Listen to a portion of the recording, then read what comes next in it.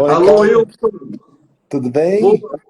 Tudo bem com você? Tudo bem, você, tá bom? 19 horas em ponto, hein? Pontualidade Parabéns para nós aí. britânica, inglesa, americana. É verdade. Nossos amigos aí entrando, começando a assistir a nossa live aqui. Quero, antes de fazer toda a apresentação, apenas fazer um esquenta aqui. Agradecer muito a tua participação. Eu sei que você tem sido procurado e tem feito muitas palestras, lives, e quero agradecer, em nome da Associação Comercial, a tua disposição em ajudar esses empreendedores que são verdadeiros guerreiros. Ricardo, se alguém tem que agradecer alguma coisa, que sou eu, pela honra de participar, pelo teu convite em primeiro lugar e pelo espaço que a Associação Comercial abre, que realmente é único. Então, eu espero que a gente consiga proporcionar uns 30, 40 minutos agradáveis e de muita divisão de experiência com o pessoal que vai participar com a gente. Ah, legal, beleza. Enquanto não começamos, eu quero agradecer algumas pessoas aqui que estão entrando, principalmente os conselheiros da Associação Comercial Distrital Sudoeste. Vejo aqui Eliane Haskell, vejo a Loma, vejo Flávia Marques, vejo a Pepita também, Vassos. Estou vendo bastante amigos aqui, estamos crescendo já na audiência. Que bom, é você que está fazendo audiência, hein? Não, somos nós, Tá especialmente certo. você, com toda a sua gentileza aí, tenho certeza que vai ser muito legal. Muito obrigado. Wilson, nós estamos aqui às 19 horas e 4 minutos, acho que podemos começar? Eu gostaria, em primeiro lugar, de dizer a todos os convidados, amigos que estão nos assistindo, que assistirão, esta live aqui, ela é realizada pela Associação Comercial de São Paulo, Distrital Sudoeste. A Associação Comercial de São Paulo é uma entidade que este ano completará 126 anos. É uma entidade grande, uma entidade que nós temos como presidente o Alfredo Cotaiti Neto, que tem feito uma grande administração. Somos em 15 distritais na capital. Muitas já mais antigas, por exemplo, a Pinheiros, que é a primeira de todas as distritais, com 68 anos de existência. E a nossa Distrital Sudoeste, que compreende aqui o bairro do Butantã, é a mais nova, a caçulinha, com 26 anos. Então, Wilson, você está falando aí para uma rede muito grande de empreendedores, uma entidade muito séria, uma entidade que não vive do governo, não depende do governo, nem de sindicatos. É uma entidade realmente do empreendedor. Tá? Então, eu quero agradecer muito, dizer que nós estamos hoje fazendo esse ciclo de debates com lives, chamada Setores e Tendências, o nome da live. E você, com a tua especialidade, no teu segmento, que é a experiência corporativa aplicada ao comércio. Tenho certeza que você vai dar muitas e boas dicas para nós. Referente também à associação comercial, quero fazer um comercialzinho aqui, né? Precisamos fazer. Merecido. A associação comercial, durante esse período todo de pandemia, desse distanciamento social, nós temos agido muito rápido, tentando ajudar o empreendedor, seja na formatação dos protocolos enviados à prefeitura, como também o dia a dia para ajudar o empreendedor, como distribuição de kits, distribuição de cartilhas, ensinando como se comportar durante esse período de uma retomada. Quem quiser obter máscaras, cartilhas, basta ligar para a nossa distrital, que é 3180-3772, ou no e-mail desudoeste@acsp.com.br. Temos também um grupo de WhatsApp para os comerciantes da região, que chama-se Ativar Negócios. Você também pode entrar neste grupo, e através dos nossos telefones que eu acabei de dar, darei mais tarde novamente. Temos um pacote de negócios que nós oferecemos aos empreendedores, aos associados, que é o Balcão do Empreendedor, com atendimento de certificação digital, serviços da junta comercial, todos com preço muito bom, diferenciado do mercado. Temos também, recentemente, criamos uma instituição financeira aprovada pelo Banco Central, que é o AC Crédito, onde permite você o desconto de recebíveis num prazo muito curto, com valores realmente que necessitam o pequeno e médio empreendedor. Temos em cada agência, em cada distrital nossa, uma agência da Sicredi, que é uma cooperativa de crédito, com juros bem diferenciados do mercado para o empreendedor. Quando se fala em empreendedor, é tudo. É profissional liberal, é comerciante, é o prestador de serviço. E temos agora, recentemente, Wilson, e gostaria que você fosse até pessoalmente conhecer, a Faculdade de Comércio. É uma faculdade onde permite que você treine seus colaboradores, até os próprios diretores da empresa, com preços realmente especiais, uma faculdade de comércio. Temos vários cursos, logísticas, mídias digitais. Isso vai facilitar o quê? O crescimento e a aprendizagem do teu colaborador. Essa é a grande novidade, que é a Faculdade de Comércio. E temos também o CBMAI, que é a Câmara Brasileira de Mediação e Arbitragem, que facilita rapidamente todos os problemas judiciais que uma empresa possa ter. Feito nosso comercial aqui, agora vamos no seu. Wilson, você é um grande empresário, um professor. Wilson Olivieri, eu vou até ler e falo a vocês. Liguei para o Wilson antes, falei, Wilson, eu vou ter que cortar seu currículo, porque senão nós vamos ficar lendo aqui a live inteira. Wilson, oriundo de uma tradicional família de tapeceiros da Barra Funda, São Paulo, é administrador de empresas, formado pelas Faculdades Metropolitanas Unidas, com especialização em finanças, controladoria e gestão pela New York University e Fundação Getúlio Vargas, FGV. 40 anos de experiência, carreira focada muito em finanças e em diversas empresas por onde passou. Empresas multinacionais, fique à vontade para você falar, as empresas, o seu currículo. Wilson, mais uma vez, uma satisfação em tê-lo. A palavra é sua. Gostaria muito que você fizesse uma apresentação. O que você está vendo aí com esses momentos que estão... Já estava difícil, né? Estávamos andando de lado com a economia, tentando uma recuperação. Agora, com a pandemia, o que acontece e como estão as coisas?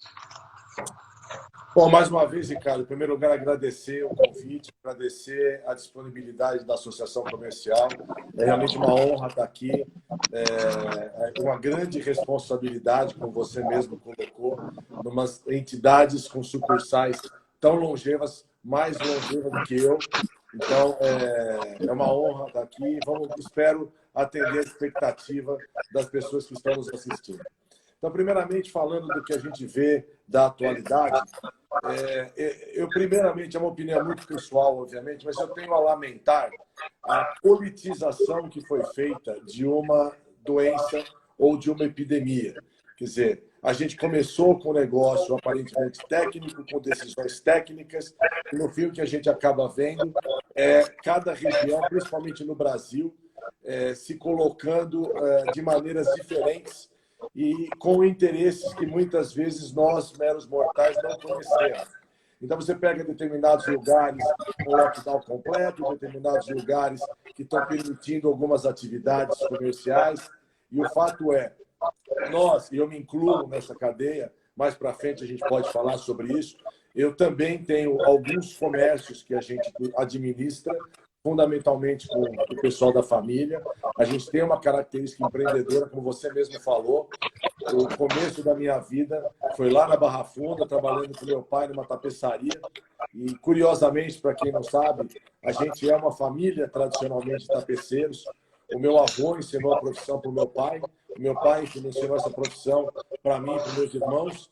Meus irmãos deram sequência por um tempo maior do que o meu. Eu acabei optando por um outro caminho, e vamos falar um pouco sobre isso. Caminho mais corporativo, caminho trabalhando mais em empresas multinacionais. Mas o que a gente sente nos momentos de hoje, infelizmente, na minha opinião, de todos os males que a gente vem passando, talvez o pior de todos é a imprevisibilidade.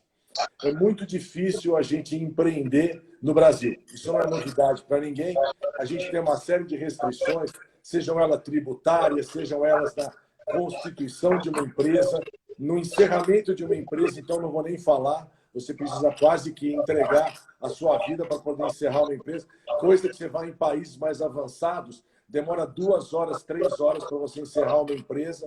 Aqui no Brasil pode demorar meses, dependendo do nível de dependência que você tem. Então a gente tem um caminho. O lado ruim é que é difícil empreender num ambiente econômico como esse. O lado bom é que tudo isso pode se tornar uma oportunidade. Na medida em que essas barreiras forem sendo eliminadas, e nós podemos fazer parte disso, contribuir, seja com uma live parecida como essa, seja com recomendações que a gente dá àqueles vereadores que nós ajudamos a eleger, ou aqueles deputados, que são aqueles que efetivamente vão poder mexer nesse processo para que facilite um pouco a nossa vida. Mas a imprevisibilidade, no meu modo de ver, nesse momento é mais difícil. Então, por exemplo, dos diferentes empreendimentos que a gente hoje participa, uma das coisas mais difíceis foi o que o governo fez. Agora vamos abrir só para o meio-dia, agora vamos abrir por 6 horas, opa, agora vamos fechar de novo. Então você chama os seus funcionários de volta para o trabalho, dali 2, 3 dias tem que devolver o funcionário para casa. Você compra um estoque para atender uma demanda de 1 semana, 10 dias, aí você só pode operar 2 dias, ou pode operar só 4 horas no dia, de repente o teu estoque vence e você perdeu o dinheiro. Então, essa imprevisibilidade, se você partir, então, eu também tenho algumas iniciativas na parte de esporte, então sou muito próximo de CDC, principalmente na região da Barra Funda, que são centros desportivos da comunidade, ou centros desportivos municipais. A situação que essa comunidade está vivendo hoje, ela é crítica. Você tem uma ideia, muitos deles têm uma única renda, que é o aluguel do campo de futebol, o aluguel de uma quadra, ou o aluguel de um salão para fazer festa, e tudo isso está fechado. Entretanto, a prefeitura exige que as pessoas mantenham o que eles chamam de ferramentas, né? Essas ferramentas abertas. Para não ter aberta, tem custo. Como é que você paga o custo se você não tem renda? E tenho certeza que muitos colegas que estão aqui nos ouvindo devem ter sentido na pele isso. Então, é óbvio, cada um de nós sentiu de alguma forma. No que mais me tocou foi na imprevisibilidade. As idas e vindas que nós passamos durante esse período e que ainda estamos passando. Então, por exemplo, a gente tem uma declaração do nosso prefeito que diz o seguinte: agora, no começo do mês de outubro, nós vamos começar a pensar o que nós vamos fazer. Então, assim, eu nunca vi marcar data para pensar. A gente pode pensar hoje, pode pensar amanhã, mas eu marco uma data para abrir algo e para fechar algo, mas não para pensar. Então, lá no dia 8 é uma data específica, eu vou pensar o que eu vou fazer com as escolas. Você imagina os empreendedores do ensino privado.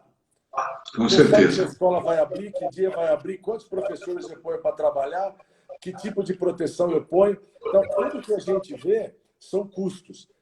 De novo, tudo na vida é como uma moeda, né? Tem a cara e tem a coroa, tem o lado bom e o lado ruim. Lado ruim, nós estamos atravessando um momento muito difícil. O lado bom, se a gente tiver capacidade financeira, se a gente tiver fôlego, só tende a melhorar, porque não dá para a gente continuar do jeito que está. Então, na medida em que os nossos governantes se tornam mais solidários com as nossas necessidades, acredito, você vê o pessoal de restaurante, por exemplo, a gente tem uma iniciativa com restaurantes, como foi difícil para eles passarem por esse período. Alguns estão conseguindo se estabilizar hoje, para você ter uma ideia, com 40% do movimento. Então, de novo, o lado ruim dessa história, 40% de movimento não sustenta muita gente. Muitos não conseguem sobreviver com esse nível de rendimento. Entretanto, aqueles que conseguirem sobreviver com os 40%, imagina a hora que nós tivermos o retorno total e nós voltarmos às nossas rentabilidades anteriores, provavelmente vamos ter muito mais sucesso do que a gente tinha no passado, porque é nas dificuldades que a gente acaba aprendendo mais. Então, em resumo, um pouco longo para a pergunta que você me fez, acho que a maior dificuldade que a gente enfrenta hoje, além da pandemia, dos problemas de saúde, é a imprevisibilidade. Eu adoraria que os nossos reguladores colocassem datas mais fixas e mais factíveis para que a gente possa se programar e voltar a empreender, como a gente sempre fez, aqueles que conseguirem, porque muitos, infelizmente, sequer vão conseguir retornar ao mercado. Wilson, entrando assim na tua área bem específica, né, que você faz você faz palestras, você deu aula, você realmente conhece o que pensa alguém que para montar uma empresa. O que faz o negócio dar certo? Olha, não tem. A primeira resposta para isso é uma resposta que provavelmente a maioria não gostaria de ouvir, mas não tem uma fórmula mágica, para começar, porque se tivesse seria fácil. A gente pega o manual, vai lá, faz direitinho tudo que o manual manda e eu sei se eu vou ter sucesso ou não vou ter sucesso. Então, depende muito do segmento que você escolhe econômico. Você pode trabalhar com serviço, você pode trabalhar com produtos, você pode trabalhar com a parte mais industrial. Ou seja, cada segmento tem a sua peculiaridade. Em aspectos gerais, o que contribui muito para o sucesso, eu não vou dizer que é uma garantia de sucesso, mas contribui muito para o sucesso, é você parar e se planejar. Essa é a primeira coisa que qualquer empreendedor deveria fazer na medida do possível. E por que isso? Porque o planejamento é fundamental para a gente saber coisas do tipo aonde eu estou e aonde eu quero chegar, o que eu preciso fazer para chegar nesse lugar, quais são as ferramentas que eu preciso e, mais importante do que tudo, qual é a minha necessidade financeira e como é que... eu recebi uma nota aqui dizendo que o som está sendo duplicado daqui. Deixa eu pegar aqui se melhora. Você está me ouvindo bem, Ricardo? Eu estou ouvindo bem, sim. Alguém escreveu aqui para mim que o som está sendo duplicado. Agora melhorou mais, viu? Agora melhorou mais o som. Eu peguei, eu botei o telefone mais perto de mim, vamos ver se melhora. Então, melhorou. O planejamento, na minha opinião, é a primeira chave para uma tentativa de sucesso. Porque você consegue vislumbrar e visualizar isso em qualquer segmento. Comércio, indústria, serviços. Se você se planejar bem, você tem chance de ser bem-sucedido. Segundo passo, sem dúvida nenhuma, é muito importante você ter uma noção exata da tua necessidade financeira para empreender esse negócio. E tem uma coisa que, infelizmente, eu percebo nas minhas andanças por aí, que muitos empreendedores esquecem de contar, que é o que a gente chama, no jargão financeiro, de prejuízo operacional. O que é isso? Eu vou lá, eu vou montar, vamos supor, uma padaria. Vou citar de exemplo. Aí eu compro geladeiras, compro freezers, compro forno, compro todo o material que eu preciso e aí eu chego à conclusão que eu preciso de 100 moedas para montar uma padaria. Normalmente, o que as pessoas fazem? Calcula 100 moedas e monta a padaria. Como se no dia número 1 a padaria já começasse a me dar retorno. Isso não necessariamente é verdade, porque eu vou ter um cliente no primeiro dia, 2 no segundo, 3 no terceiro, e num prazo X, 2, 3, 4 meses, é que eu vou ter um número de clientes suficiente para remunerar o meu investimento. E quando a pessoa esquece de incluir esse prejuízo operacional inicial nas suas contas, é onde dá o maior índice de mortalidade de empresas e de empreendedores no Brasil. Porque o pessoal tem o hábito de contar apenas aquilo que precisa investir. E esquece que precisa de um certo excedente, de uma certa reserva, para você respirar até chegar a hora que você tem retorno. Então, um bom planejamento, uma boa gestão de caixa, e em terceiro lugar, que eu também acho fundamental, escolher bem a sua equipe.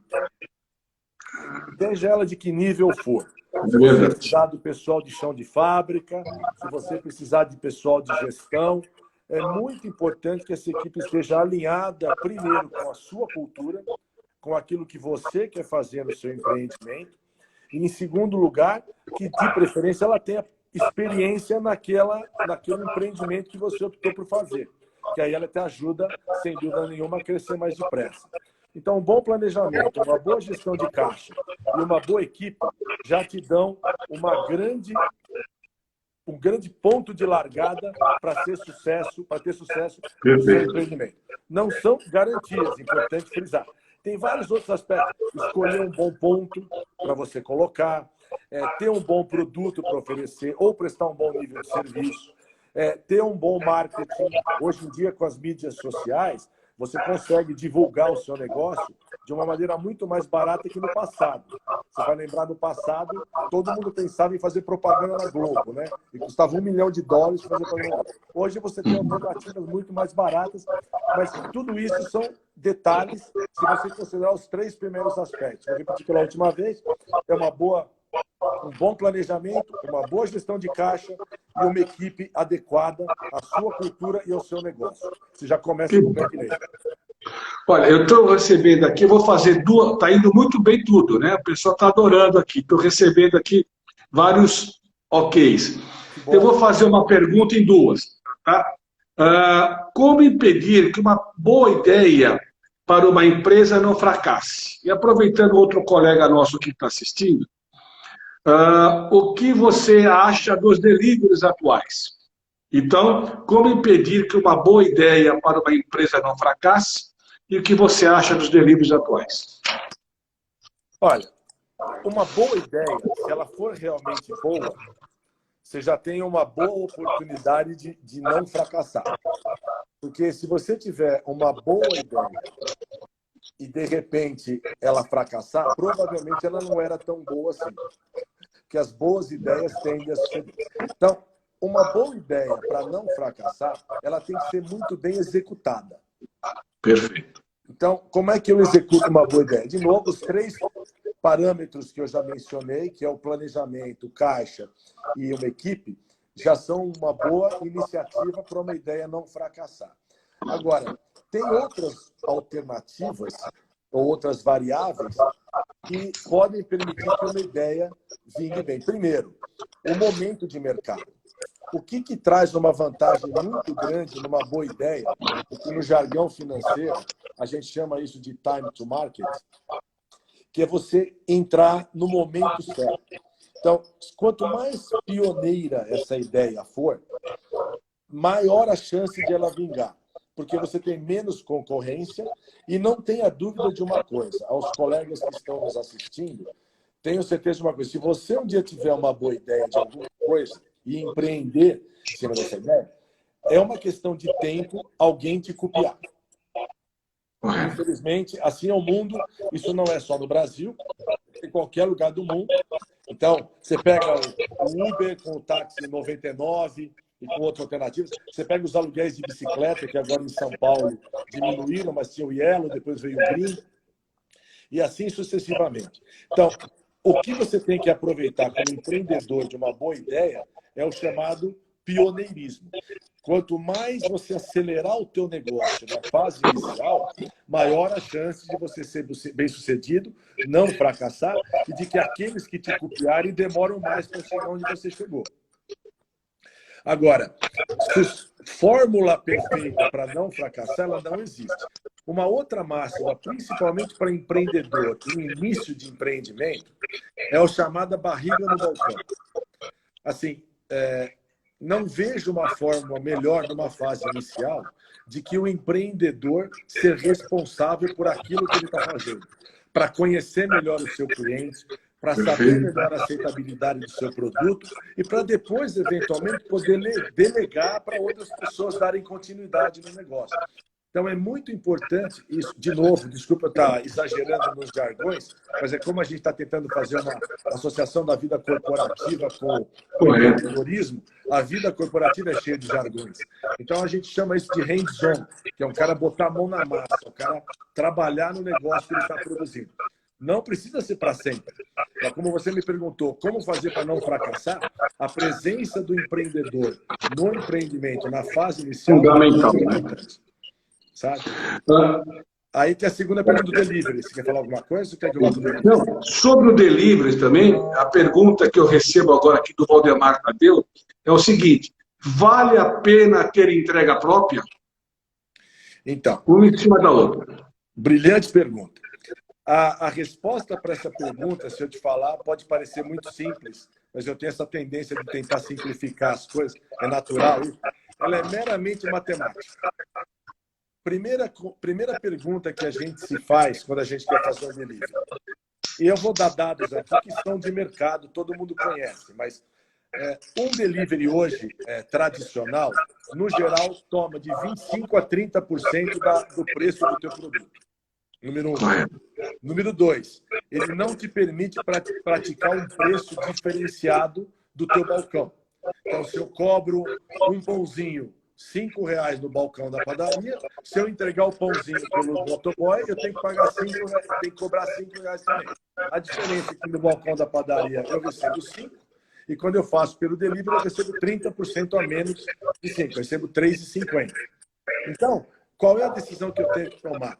Vale a pena, pelo que eu entrego, pagar os 30% que me estão cobrados pelos em serviços de delivery, ou eu consigo entregar mais ou a mesma coisa se eu tiver um motoboy próprio dentro de casa? Então, é uma conta meramente matemática. Quais são vantagens e desvantagens? Como tudo na vida tem. Quando você tem um cara dentro de casa, e você, seja ele um MEI, que é um microempreendedor individual, seja ele um CLT, que você tem que pagar, esse cara pode ter problema em casa, pode ter uma dor de barriga, pode furar o pneu da moto. Se isso acontecer, você não tem reposição. Perfeito. E aí você perdeu aquele dia de entrega. É algo que você botar. Coisa que quando você contrata terceirizado, você paga 30% da tua margem, mas você chamou, alguém vai chegar lá. Pode ser o mesmo cara ou outro cara, mas vai chegar lá. Então, assim como esse, nós poderíamos passar aqui 1 hora falando de vantagens e desvantagens dos dois. Mas eu acho que o principal ponto é qual é a diferença financeira que eu tenho entre ter dentro de casa ou ter fora. E se essa diferença financeira vale a consideração de ter dentro ou ter fora, aí a gente passa a usar outros indicadores para definir. Mas eu acho que o aspecto financeiro, sem dúvida nenhuma, é o primeiro que se deve considerar para tomar essa decisão. Espero ter respondido a pergunta do Valdemar. Tá certo. Eu tenho outra pergunta aqui que com todos acontece isso, mas todo mundo fica quietinho. Como lidar com clientes inconvenientes? Essa pergunta, todos passam por isso. Você sabe que essa pergunta tem duas respostas. Tem a realidade da vida que você tem que fazer e tem a vontade que as pessoas têm. Eu vou dar um exemplo aqui que eu vivi. Eu sei que tem pessoas que eu vi que estão aqui nessa ligação e que também viveram. Num determinado momento da minha vida, eu era responsável por um call center. E o call center, nessa época, vendia pagers. A grande maioria que está nos ouvindo mal sabe o que é um pager, porque ele deixou de existir alguns anos atrás, mas teve época que muitos de nós andávamos com isso na cintura. Na cintura. E aí tinham lojas, né? Nessas lojas, a gente ou vendia o pager, ou a gente atendia clientes que tinham necessidade de manutenção, pagamentos atrasados e coisas desse tipo. Uma determinada ocasião, uma fila enorme na loja para pagar a conta atrasada. O pessoal deixou de pagar, o pager parou de funcionar, foi lá. Uma determinada senhora, bastante inconveniente, sentou na cadeira do atendente e começou a reclamar porque a fila estava muito grande para ela pagar o pager dela, sendo que ela poderia ter ido num banco, poderia ter pago de outra forma. O atendente, acredito eu, que estava num dia errado, era uma moça, e falou para a senhora, cliente, se a senhora tivesse pagado em dia, não tinha ficado na fila. Então, o que essa atendente fez? Ela provavelmente expressou o desejo de todos os outros atendentes que estavam em volta dela. Agora, lamentavelmente, ela perdeu o emprego. Porque os clientes inconvenientes estão ali como um desafio para a gente que presta serviço ou que vende produtos para ele. E esse cliente inconveniente pode ser um grande comprador da nossa empresa. Então, como lidar com o cliente inconveniente? Primeiro, exercitar paciência no seu limite. Muitas vezes a gente tem vontade de falar para o cliente um monte de coisa, mas a gente não pode falar. O nosso negócio tem que vir na frente. Segundo, tentar entender o momento desse cliente. Tem uma palavra hoje que está muito na moda, e eu espero que alguns dos nossos colegas já tenham ouvido, chamada empatia. A empatia, para aqueles que não sabem, é quando você senta na cadeira do outro. Você tenta entender o momento que o outro está passando. Então, aparentemente, um cliente que chega para você numa situação de inconveniência, provavelmente teve algum problema anterior, fora o seu. Provavelmente o problema que nós causamos para ele foi muito grave. Então, conversar com ele, tentar entender o porquê que ele está sendo inconveniente naquele momento, junto com o exercício da paciência, é fundamental antes que a paciência se esgote e a gente perca o cliente. Então, como poderíamos também ser um tema para a gente ficar aqui o dia inteiro. Mas, para não alongar a conversa, a paciência e a conversa são as duas estratégias que eu reputo ser mais importantes para que a gente lide com o cliente conveniente e transforme-o num bom cliente, atendendo bem e tendo paciência com ele. Então, Wilson, em cima do que você acabou de falar, explicou muito bem, você vai conseguir, então, fidelizar esse cliente, correto? Tendo essa ação dessa senhora aqui, a tua funcionária estava num bom dia, você consegue fidelizar o cliente? Sem a menor sombra de dúvida, depende de novo do segmento. Quando você está prestando serviço para o seu cliente, obviamente a maneira como você o fideliza é prestando um bom serviço e dando um bom atendimento. Quando você vende produtos para o seu cliente, só prestar um bom serviço, um bom atendimento não é suficiente. Você precisa dar um produto que também tenha uma boa qualidade, e a boa qualidade ela é muito relativa, tá? Você tem clientes que demandam maior qualidade de produto e tem clientes que aceitam qualidade menor, que acaba, no final das contas, refletindo no preço.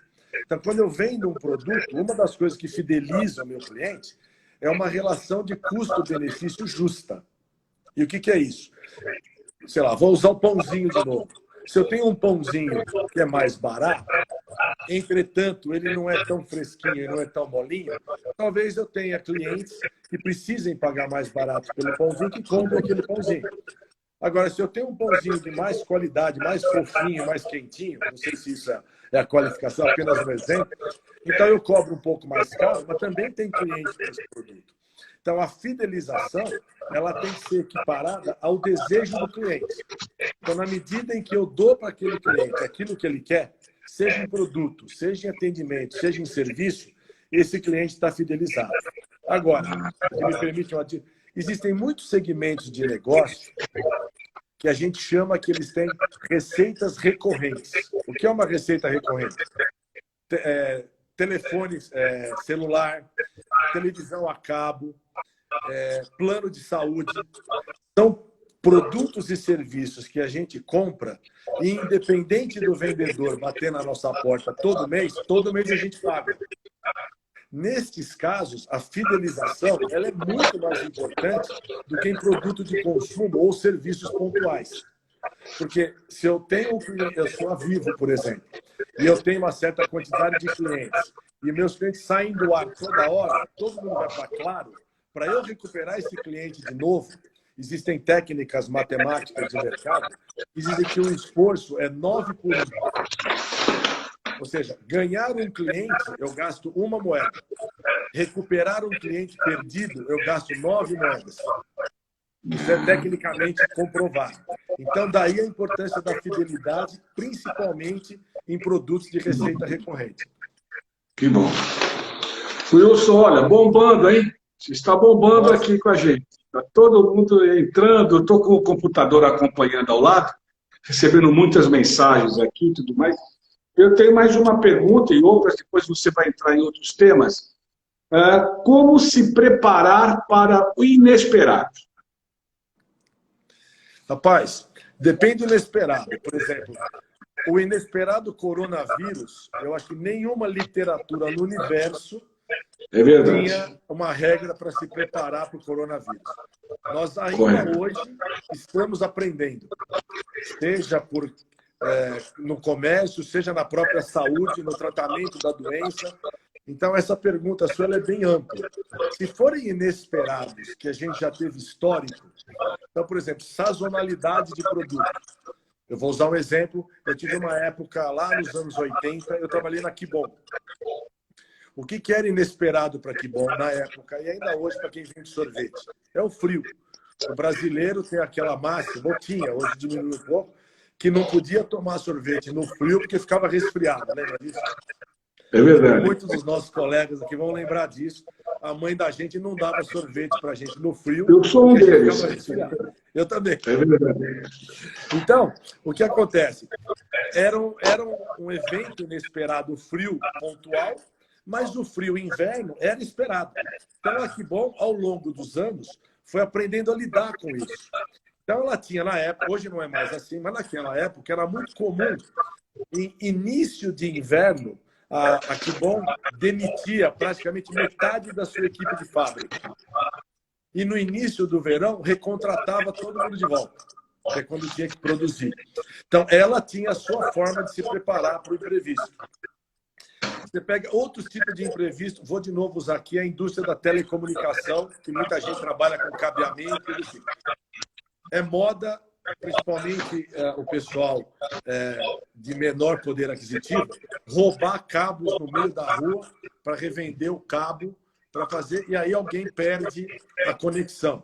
Esse cara perde a conexão, a TV a cabo é um produto recorrente, de receita recorrente, aí alguém sai da net e vai para o concorrente porque não atendeu e a net foi vítima de uma situação. Como é que ela se prepara para isso? Montando equipes de manutenção, de pronto atendimento, para que nas primeiras reclamações já reaja e coloque a coisa de volta. Então, o inesperado, ele é específico para cada segmento. Agora, vou voltar no começo da nossa conversa. Como regra geral, melhor maneira de lidar com o inesperado, ter um bom planejamento. Quando você faz um bom planejamento, significa um bom planejamento. Você planeja a sua rota base, mas você também planeja para situações inesperadas. A inesperada ela pode ser tanto boa como ruim. Por exemplo, eu tenho uma fábrica de chinelos e, por algum motivo, economia, todo mundo resolveu comprar chinelo. Isso é uma surpresa inesperada positiva. Só que se eu não estiver preparado para atender aquela demanda, eu perco a onda. Concorda? Então, eu tenho que ter no meu planejamento estratégias que eu possa lançar a mão o mais rápido possível para atender aquela demanda. O contrário também é verdadeiro. A fábrica de chinelo, por algum motivo, o mundo todo parou de comprar chinelo. Tenho que ter uma estratégia preparada, estudada de antemão, para que eu atenda essa diminuição da minha receita. Infelizmente, a gente não escapa de trabalhar com demissões, cortes de custo, mudança de fornecedor, aí são coisas básicas. Mas se você pensar nelas no seu segmento específico, com alguma antecedência, sem dúvida você vai estar mais preparado para atender o inesperado, seja ele como for. Tá. Eu tenho uma pergunta aqui, inclusive é da vice-superintendente da Associação Comercial, a Darcy Garcia, no qual ela pergunta: Wilson, parabéns pela brilhante palestra, enfim, a live, estamos gostando muito. Como podemos reduzir custos? Porque você falou sobre entregas, sobre como reduzir custos diretos e indiretos. Primeiro, Darcy, muito obrigado pela pergunta, obrigado pela paciência, pela participação.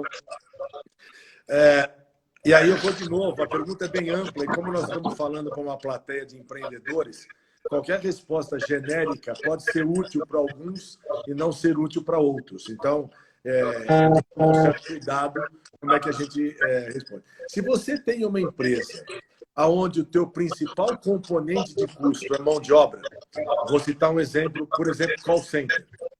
O principal componente de custo de uma empresa de call center é mão de obra. Se essa empresa tiver que fazer uma redução de custos representativa, porque, assim, eu pessoalmente, eu acho que tem certos cortes de custo que podem ser chamados de ineficientes.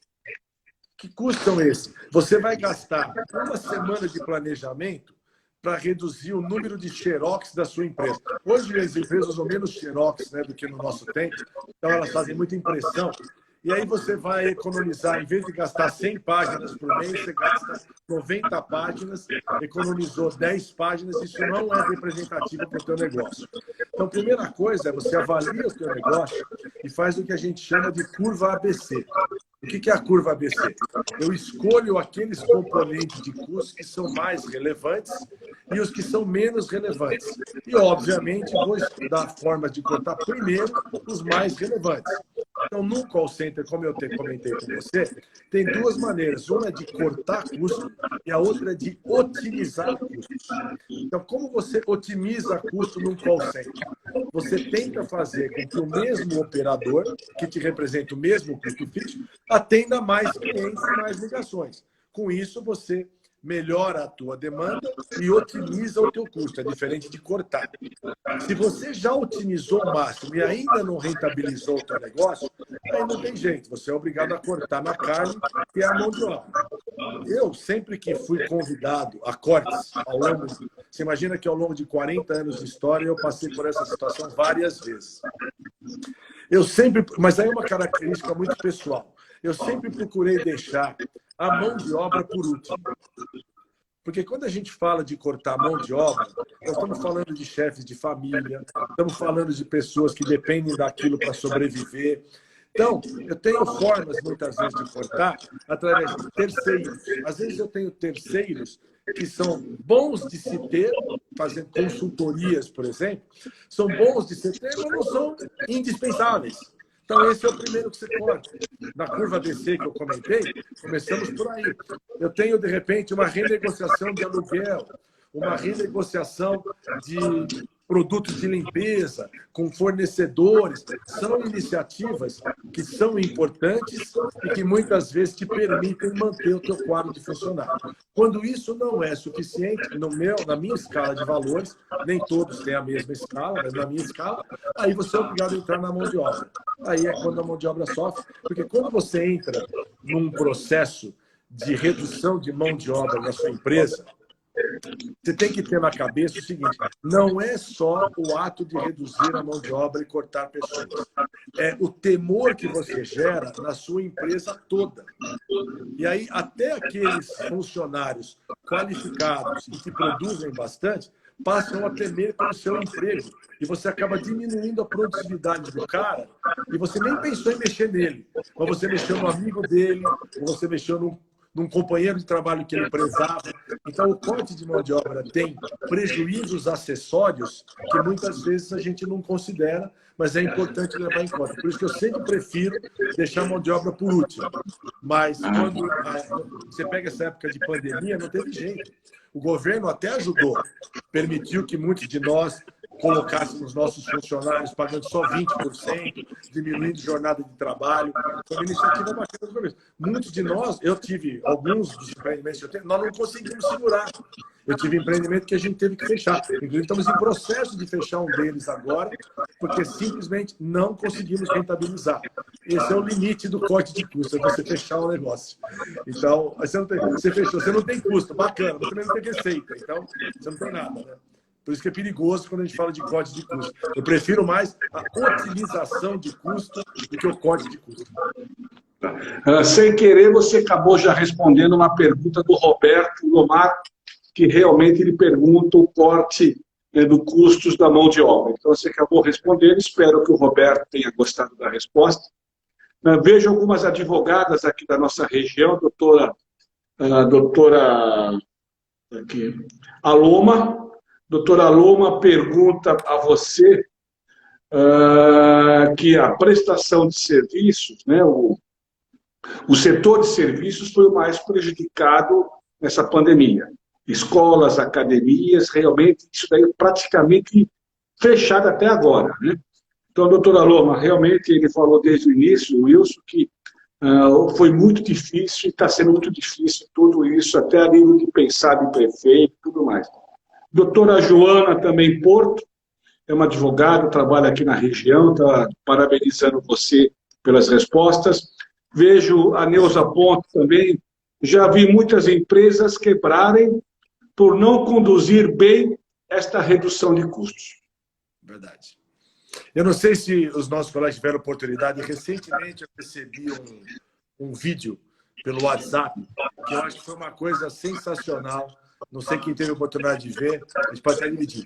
Ele mostra a cena de um cara que subiu em cima de uma árvore e ele estava cortando a árvore. E aí o cara era canhoto. Então ele sentou no galho e cortou o galho em que ele estava sentado com a mão esquerda. Então quando o galho quebrou, ele caiu. Então aquilo foi um excelente exemplo de corte de custos ineficiente. Então, a gente tem que sempre tomar cuidado para não cortar o galho em que nós estamos sentados. E muitas vezes a solução do nosso negócio não necessariamente está no corte de custo, está em você buscar mais oportunidades e trazer essas novas oportunidades para dentro de casa. Quem conseguir os dois, sem dúvida, vai ser um dos mais bem-sucedidos. Otimizo o meu custo no limite e consigo novas oportunidades. Com isso, provavelmente, o meu retorno vai ser muito maior do que o normal.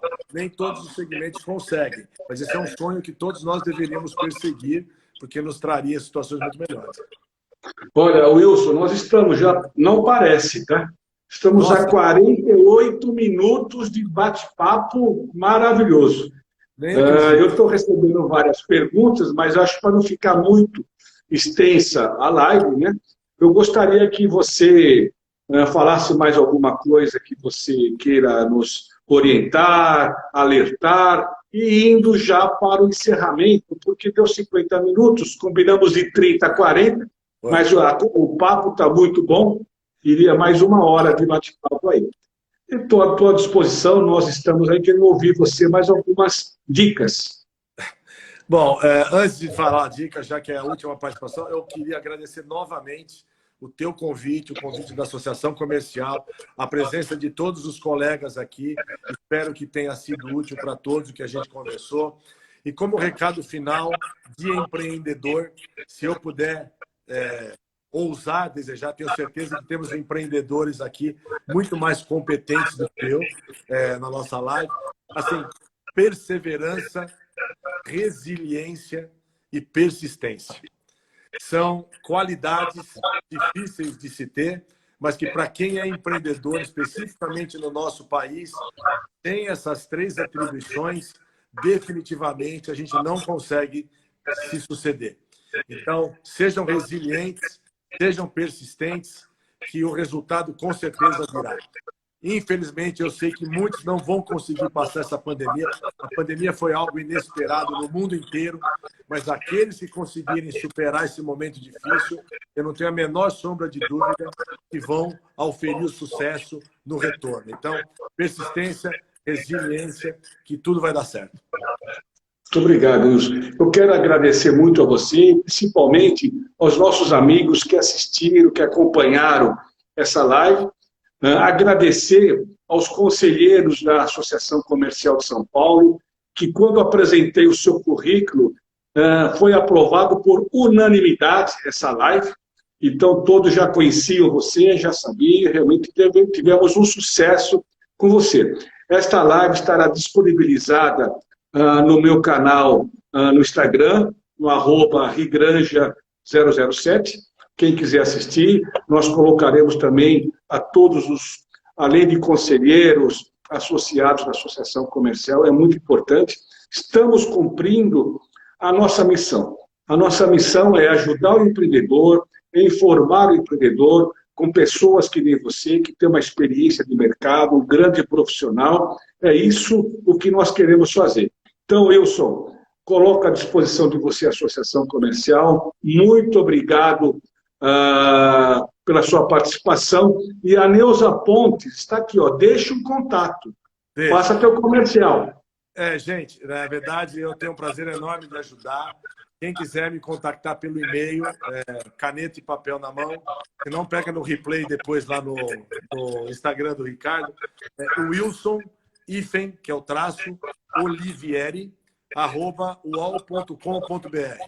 Quem tiver alguma dúvida, alguma coisa, vai ser um prazer poder responder a vocês. Fico à disposição. E, mais uma vez, muito obrigado pela paciência de todos. Tá. Muito obrigado a você, Wilson, muito obrigado a todos. E tenho realmente o final de noite, se você ver amanhã no final de tarde, enfim, um abraço a todos. Meu muito obrigado, Wilson. Aquele abraço. Abraço, muito obrigado. Abraço a todos. Até logo. Até logo.